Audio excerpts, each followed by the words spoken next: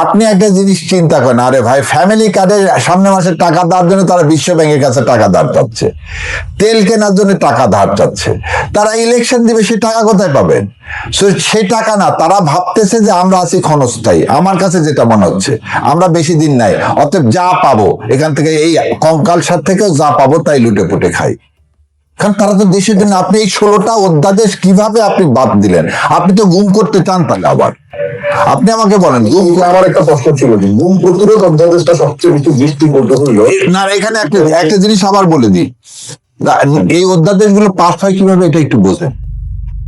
ল ministry থেকে প্রতিটা জিনিস ভেটিং হয়ে হচ্ছে কার মাধ্যমে? অ্যাটর্নি জেনারেল অফিসের মাধ্যমে।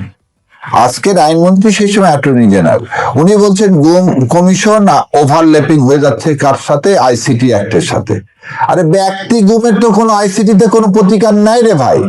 আর আপনি যদি এটা জানতেন তাহলে এই অধ্যাদেশ যখন হলো তখন আপনি এটা ইয়া করলেন না কেন, অবজেকশন দিলেন না কেন যে গুম কমিশনের রিপোর্ট বাস্তবায়ন করার দরকার নাই, কারণ এটা অলরেডি আইসিটিতে দেওয়া আছে, আইসিটি অ্যাক্টকে অ্যামেন্ড করলেই হয়ে যাবে। শোনেন, এখানে পুরাটা একটা রড চক্র। গুম নামক অপরাধের কি এখন সংজ্ঞা আছে আইন কাঠামোতে? না, আপনাকে বলে দিই, আছে মানবাধিক আইসিটি অ্যাক্টে গুম ওইভাবে ব্যক্তি গুমের কোনো কিছু নাই। আবার বলে দিচ্ছি যে মানবতা বিরোধী অপরাধের মধ্যে ওনারা একটু ইয়া নিয়ে আসতে চাচ্ছেন, কি নিয়ে আসতে চাচ্ছেন? সংশোধন নিয়েছে, গুম ঢোকা দিতে চাচ্ছেন। কিন্তু আইসিটিতে তো ব্যক্তি গুমের বিচার হওয়ার কোনো বিধান নাই রে ভাই। ধরেন আরমানের সেটা তো ব্যক্তি গুম, রাজনৈতিক গুম সেটা আপনি করতে পারেন, কিন্তু প্রাতিষ্ঠানিক গুমকে করতে পারবেন, ব্যক্তিকে পারবেন না।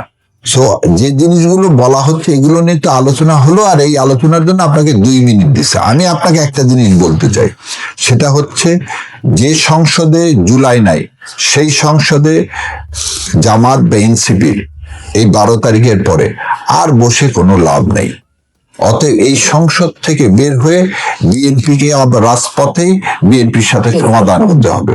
যদি বিএনপির সাথে আপনি রাজপথে সমাধান না করেন তাহলে এই দেশের সার্বভৌমত্ব থাকবে না। বুঝতে পারছি আপনার এটা তো রাজনৈতিক কমেন্ট, কিন্তু গুম প্রতিরোধ অধ্যাদেশ বাতিলটা কি বিশেষ করে কোন সংস্থার চাপ বা কোনো কিছু আপনার কাছে মনে হয়? কারণ সংস্থা বিষয় তো গুম মূলত করে থাকে। আমি আপনাকে একটা জিনিস বলি, সংস্থা কোনো এরকম কোনো শর্ত যে নির্বাচনের আগে তাদের সাথে কোনো শর্ত ছিল কিনা? আচ্ছা, এই সংস্থার বিষয়ে বোধহয় অনেকে অনেক বক্তব্য দিচ্ছে, এটার সাথে আমি একমত না। আমি একমত না এই কারণেই, আমার কথা হলো বিএনপি যা কিছু করতেছে সেটা হচ্ছে সাউথ ব্লকের নির্দেশে। আপনাকে এই একটা জায়গায় যেতে হবে, বিএনপি ক্ষমতায় এসছে ভারতের সাথে এগ্রিমেন্ট করে, বিএনপি আজকে রাষ্ট্র ক্ষমতা চালাচ্ছে কার সাথে? ভারতের সাথে এগ্রিমেন্ট করে। এবং দেখেন, পুলিশ এবং আর্মিকে ট্রেনিং এর ব্যবস্থা করার নামে ভারতীয় কি রকে আবার বাংলাদেশে পুনর্বাসন করতেছে এই 57 দিনের মধ্যে। সো এখানে দেশীয় প্রতিষ্ঠান বলতে যারা এজেন্সির কথা বলে মহান সেনাবাহিনীকে বিতর্কিত করা যাবে না, কারণ মহান সেনাবাহিনীর জন্য আপনি গণ অভ্যুত্থান পাইছেন। অতএব যারা এই মহান সেনাবাহিনীর কথা বলে, শোনেন, সেনাবাহিনীর প্রেসারে কে আপনার বিএনপি এই দেশে আসছে? বিএনপি আসছে কি আমার হাতে সেই আনা, যেদিনই ভারত সিগন্যাল দিল সেদিনই ফিরে আসলেন, আজ পর্যন্ত তো সেটা বলেননি। সো বাংলাদেশের সব রাজনীতিবিদদেরকে একটা জিনিস বলি, সবসময় প্রতি কথাতে সেনাবাহিনীকে টেনে আনা ঠিক না, কারণ একমাত্র সেনাবাহিনী ছিল বলে সেদিন আমাদের 5 তারিখে আমরা সফলতা পাইছি। সো এজেন্সি, আপনি যদি বলেন যে এনএসআই বা ডিজিএফআই এইগুলো আপনাকে রিফর্ম করতে হবে, আপনি করেন না কেন? সে কি তারেক রহমান সব জায়গায় সবকে চেঞ্জ করে দিতে পারতেছে, তাহলে ওখানে আবার কার কথা শুনবেন উনি? আমাকে এটা বুঝান তো। তিনি সব জায়গায় তার দলীয়করণ করতেছেন, তার যে লোককে তিনি তার উপদেষ্টা বানাইছেন ব্রিগেডিয়ার সাহেবকে, উনিও তো আর্মি ম্যান, তো উনি পারেন না যাকে ইচ্ছা তাকে এজেন্সির কথা বলে কিন্তু আবার রাজনৈতিক দলগুলো দেশের মধ্যে অশান্তি করতে চাচ্ছে, অস্থিরতা করতে চাচ্ছে। এটা ঠিক না। সবসময় একটা জিনিস পরিষ্কার, আজকে বিএনপি বাংলাদেশ চালাচ্ছে ইন্ডিয়ার উপর ভর করে, ইন্ডিয়ার পরামর্শে।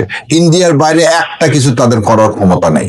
তো সেই ক্ষেত্রে দেশীয় এজেন্সিকে নিয়ে আসতে যাবে। কিছু প্রশ্ন আছে, আমি দর্শকদের প্রশ্ন নেওয়ার আগে শেষ করে লাস্ট প্রশ্ন করবো, আপনি ছোট করে অ্যান্সার দিন। সেটা হচ্ছে নিয়োগ নিয়ে আপনি অলরেডি বলছেন, এবং সম্ভবত ওই ইন্টেনশনের কারণেই তারা গণভোটের একটা মনে হয় 4টা বাইন্ডিং পয়েন্টের একটা ছিল যে নিয়োগগুলো সাংবিধানিক একটা প্রতিষ্ঠান তৈরি করা হবে, সরকার এবং বিরোধী দলের সমন্বয় কমিটি, ওইটার মাধ্যমে নিয়োগ হবে যেটা প্রধানমন্ত্রীর একক ক্ষমতাকে খর্ব করে।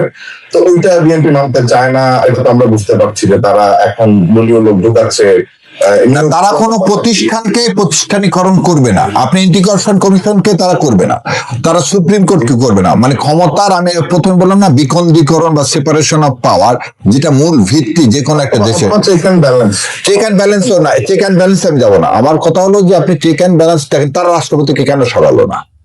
যে রাষ্ট্রপতি এই এই প্রধানমন্ত্রীকে হামলা বলছেন, এই প্রধানমন্ত্রীকে তো উনি খাম্বা বলছেন। যে রাষ্ট্রপতি বলছেন যে শহীদ রাষ্ট্রপতি জিয়াউর রহমান পাকিস্তানের এজেন্ট, এই রাষ্ট্রপতি তো বলছে, তারপরে তারা রাষ্ট্রপতিকে সরাতে পারে না কোন অদৃশ্য শক্তির কারণে।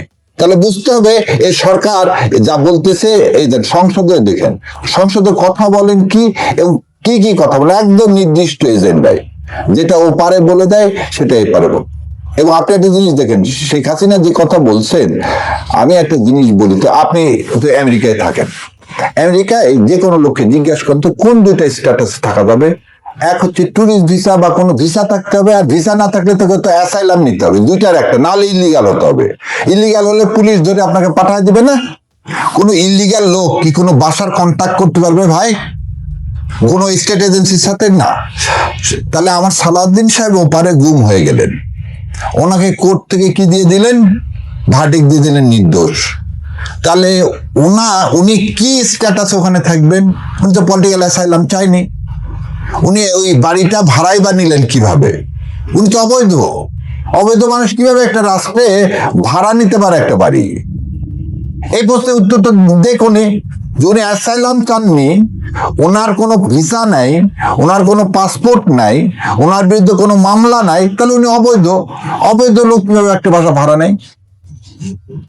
এরপরে আর কি প্রমাণ দিব যে এনারা যা করতেছেন ওখানে যা শেখাচ্ছে তাই? আপনি খুব আশ্চর্য হয়েছে আমি যেটা, জুলাই 36 জাদুঘর অধ্যাদেশ, এইটা তো মানে এটা কোনো পাওয়ারেরও ব্যাপার না, যে কারো পাওয়ার খর্ব হচ্ছে, বা আপনি যেগুলো বললেন যে আমার প্রাতিষ্ঠানিকীকরণ করলে এক ব্যক্তির ক্ষমতা কমে যাবে, এই ধরনের সংস্কার গুলো না চাওয়া।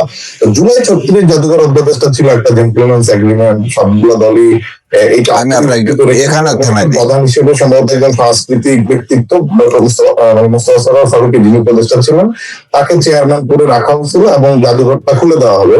কিন্তু এই অধ্যাদেশটাও তারা পরিবর্তন করে সম্ভবত মন্ত্রণালয়ের অধীনে নিয়ে আসতে চায়, সাংস্কৃতিক মন্ত্রণালয়ের অধীনে নিয়ে আসতে চাচ্ছে। প্রথম কথা শোনেন, 52 কি আছে? 52 আছে শহীদ মিনার, 71 আছে স্মৃতিসৌধ। গত 18 মাসে খালি খালি বিএনপির কথা বললেন না, বিএনপি ফেলে রাখলেন কেন? খুব পরিকল্পিত ভাবে রে ভাই, আমার দেশের সার্বভৌমত্ব কখনোই দিতে দেওয়া হয় না। এবং আসিফ নজরুল গং, ডেলি স্টার গংদের মূল উদ্দেশ্য তাই। আমার জুলাইয়ের কি আছে? আমি দাবি তুলছিলাম এই 32 নম্বরে ফ্ল্যাট বানায় জুলাই ভবন নাম দিয়ে জুলাই শহীদদেরকে একটা করে অ্যাপার্টমেন্ট দিয়ে দেন। করছেন? 18 মাসে আপনি একটা কি করতে পারলেন না? একটা মিউজিয়াম করতে পারলেন না। ভালো কথা, ঢাকা মিউজিয়ামে কেন একটা কর্নার করলেন না? আপনি বাংলাদেশ সমস্ত জায়গায় বঙ্গবন্ধু কর্নার ছিল না শেখ মুজিবের? আপনি সেই কর্নারকে কেন নামকরণ করলেন না যে কি জুলাই কর্নার? তো দোষ তো খালি আপনি এখন দেখতেছেন কেন? সবাই মিলে চক্রান্ত করে আমাদেরকে ভারতীয় আধিপত্যবাদের বিরুদ্ধে বের হতে দিবে না ভাই। এর জন্য জাদুঘরটা এখন কি ওপেন হবে? আপনাকে এখন একটা কথা বলি, ওপেন হবে। আপনি তো আরো ডিলে করতেছেন রে ভাই, ডিলে করে ওপেন করলেন আপনি। আমার সাংবিধানিক স্বীকৃতি যেগুলো কথা বলি, ইন্ডিমিনিটের আগে দেয়নি শেখ মুজিবুরের, সেটা বাতিল করে বিচার করেনি। আজকে আপনি স্বরাষ্ট্রমন্ত্রী, আপনার আইজিপি কেমন করে বলে পুলিশ হত্যার বিচার চাই? সেই লোক আবার আইজিপি থাকে কিভাবে? তার মানে কি? আপনি এমন একটা প্ল্যান করে রাখছেন। আচ্ছা, আমি এই কথা বলবো, তুমি এই কথা বলবো। ওই সময় মানে গণ অভ্যুত্থানের সময় পুলিশ হত্যার বিচার। আর তাহলে স্বরাষ্ট্রমন্ত্রী তো বললো মুক্তিযোদ্ধার কথা বলে, তাহলে তার সাবঅর্ডিনেট অফিসার চাকরি থাকে কিভাবে? আপনি আমাকে এটা বলেন যে আপনার তাহলে আইজিপি যদি স্বরাষ্ট্রমন্ত্রীর কথা না শুনে তাহলে কি হবে? তাহলে স্বরাষ্ট্র মন্ত্রণালয় দেখতেছেন না, উনি আইন মন্ত্রণালয় দেখতেছেন। আচ্ছা, আমি দর্শকদের প্রশ্ন চলে যাওয়ার আগে লাস্ট কোয়েশ্চেন আমার তরফ থেকে। অনেক সেটা দেরি হচ্ছে হয়েছে। যে জাতীয় মুক্তিযোদ্ধা কাউন্সিল জামুকা বিল এটা পাশ করা হইলো এবং তৎকালীন জামাত ইসলামের নাম পাকিস্তানিদের সহযোগী রাখা হয়েছে, এবং আপনি যেহেতু মানে ওপেনলি জামাতের সমর্থক হিসেবে পরিচয় দেন, তো এনসিপি কিন্তু এই বিলে সাপোর্ট করেছে লিখিত ভাবে। তো এতে করে কি এই জোট হতে হবে? প্রথম কথা, এনসিপি স্ট্যান্ডিং তো অনেক জায়গায় অনেক রকম, আমি জানি না ভবিষ্যতে জোট কত দূর কি যাবে, কারণ এনসিপি এটা করতেই পারে না। কেন পারে না? এনসিপি ভাইরা তো আবার আমি যারা জ্ঞানী তাদের কাছে যায়, ওই আমাকেও বলতে হয় ওই তারেক কোকোর ওয়াইফের মতো যে ছবি যাদের জন্য তুলতেছেন তাদেরটা তোলেন। সো আপনারা যাদেরকে জ্ঞানী লয়ার ভাবেন তাদের কাছে যায় একটু শোনেন। এই রিপিটিশন 12429 of 2024 অক্টোবর মাসে করছি, করে কি দেখাইছি দেখেন। এই আইনের নামটা দেখতে পাচ্ছেন, কি নাম? Bangladesh freedom fighter welfare trust order 1972। This is a valid law. এবং এই লতেই দেখেন পাঁচের নিচে ফ্রিডম ফাইটার ডেফিনেশন দেওয়া আছে, এবং এই ডেফিনেশনে জামাতের নাম নেই। তাহলে 72 সালে ফ্রিডম ফাইটারের যে ডেফিনেশন, সেই ডেফিনেশনে আপনার নাম থাকলো না। শেখ হাসিনা 2018 সালে এসে কি করলেন? জামাতের নাম খালি অন্তর্ভুক্ত করলেন। আর এই আসিফ নজরুল এসে কি করলেন? এখানে জামাত, মুসলিম লীগ সবার নাম অন্তর্ভুক্ত করলেন। এবং আপনি একটা জিনিস দেখুন, শোনেন, এনসিপি তিন দিকে খেলতে চায়। কখনো বিএনপির বিরোধিতা করে, কখনো জামাতের বিরোধিতা করে, আর কখনো আবার নিজেদেরও বিরোধিতা করে। একটা জায়গায় আসতে হবে বাবা, আপনাদের নীতি আদর্শ ভারতীয় আধিপত্যবাদের বিরুদ্ধে কিনা। ভারতীয় আধিপত্যবাদের বিরুদ্ধে মানে হচ্ছে আমরা বাংলাদেশের মানুষ সংখ্যাগরিষ্ঠ মুসলমান, এটা ভারতে সহ্য হয় না। তা আপনি কি সংখ্যাগরিষ্ঠ মুসলমানের সমর্থনে? আর আপনি যে কথাটা বললেন আমি জামাতকে সমর্থন করি, জামাতকে এই কারণে সমর্থন করি, জামাত ছাড়া আর বাংলাদেশের দ্বিতীয় ট্রাস্টেড কেউ ভারতীয় আধিপত্যবাদের বিরুদ্ধে নাই। যদি থাকতো আমি তাকে সমর্থন করতাম ভাই। কারণ আমার কাছে আর বিশ্বস্ত আপনি একটা দল দেখান বাংলাদেশে যে ভারতীয় আধিপত্যবাদের সত্যিকারে বিশ্বাস করে, কোরআন ও সুন্নাহর আলোকে এদেশে একটা রাষ্ট্র ব্যবস্থা, ইনসাফ ভিত্তিক রাষ্ট্র ব্যবস্থা কায়েম করতে চায়। আজকে যে অধ্যাদেশে ওনারা কি করে সমর্থন, সেও সমর্থন দিন কি লিখিত সমর্থন। আর তোমরা হচ্ছে অভ্যুত্থানের শক্তি, তোমাদের সাহস থাকলে হাত জায়গা করে দিবে, আগে কেন চোরের মতো দিয়ে দিছো। এক্স্যাক্টলি। এবং এইটা করাটা কতখানি জোটের জন্য হার্মফুল শোনেন। আজ আরো একটা জিনিস আপনাদের মাধ্যমে বলে দিই, জুলাই কে খালি এনসিপি রিপ্রেজেন্ট করে না। এনসিপি জুলাই 2% রিপ্রেজেন্ট করে কিনা আমি জানি না। জুলাই একটা সংগঠন আছে যারা এনসিপির বাইরে। সো আমার চাই এনসিপির বোধোদয় হোক। বিএনপি যেমন তাদেরকে ধোকা দিয়েছিল, জামাত তাদেরকে সবসময় সন্তানের মতো ভাবে আগলায় রাখছে, সেই জামাতেরই পিছনে তাদের সুরক্ষা করার কথা না। কারণ যে ডেফিনেশন 72 সালে দিছে,